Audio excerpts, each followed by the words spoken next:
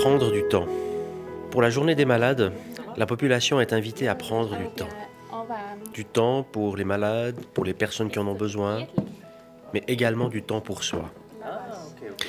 Chaque année dans notre pays, 270 000 personnes prodiguent des soins gratuits à des proches.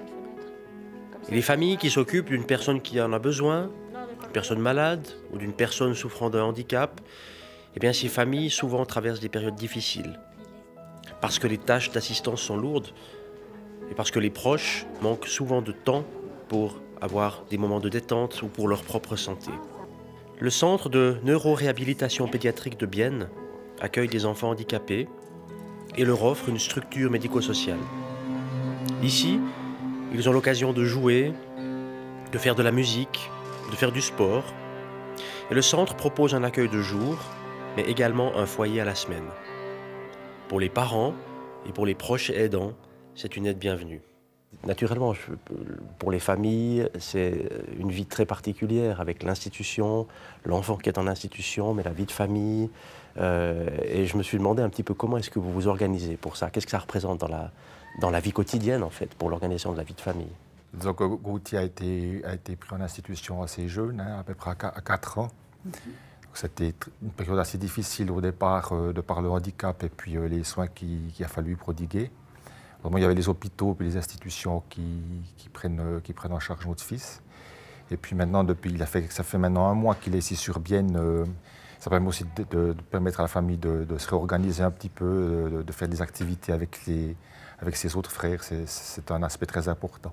Aussi, on a un tas de confiance ici à Bienne. La conciliation, hein, aussi avec la vie professionnelle, est-ce que ça a pour vous signifié de devoir, plus précisément pour pouvoir vous occuper de Gauthier aussi, devoir aménager votre vie professionnelle? Comment est-ce que vous avez... Alors, moi, j'ai arrêté, j'ai pas travaillé. J'étais enseignante. Et Oui. puis, voilà, l'arrivée de Gauthier a fait qu'on se pose les questions. Hein, est-ce qu'on va arriver? Bon, il a fait 6 mois à l'hôpital, ses 6 premiers mois de vie. Donc là, on ne se pose pas la question. Hein, on est là pour lui. Et puis après, petit à petit, on se dit que c'est pas, en tout cas pour nous, c'était pas conciliable. Il y avait de l'épilepsie qui était très très forte. Il était jour-nuit totalement déréglé. Ici, vous voyez la vie en famille maintenant, aussi la vie avec Gauthier. Comment est-ce quel est dans le fond le rêve ou ce que vous pouvez souhaiter pour les prochaines années? Je suis très heureux au niveau de la structure ici au CDN à Bienne. Il y a une structure médicale qui accompagne le résident. Et ça, je pense que c'est important pour une famille comme la nôtre, par exemple, de savoir qu'on a aussi cet aspect-là des choses qui est pris en charge.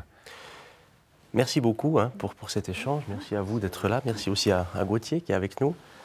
Et vous le voyez, l'engagement des proches envers les personnes qui ont besoin de soutien, les personnes malades, les personnes handicapées, c'est un engagement qui est absolument inestimable pour la société. Et c'est un engagement qui doit en fait être reconnu à sa juste valeur. Et je crois que la famille Drault l'a bien résumé.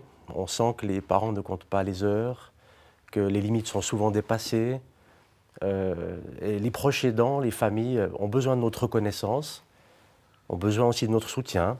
Et ils doivent pouvoir effectuer leurs tâches d'assistance en toute sérénité, sans compromettre leur situation financière ou les équilibres familiaux.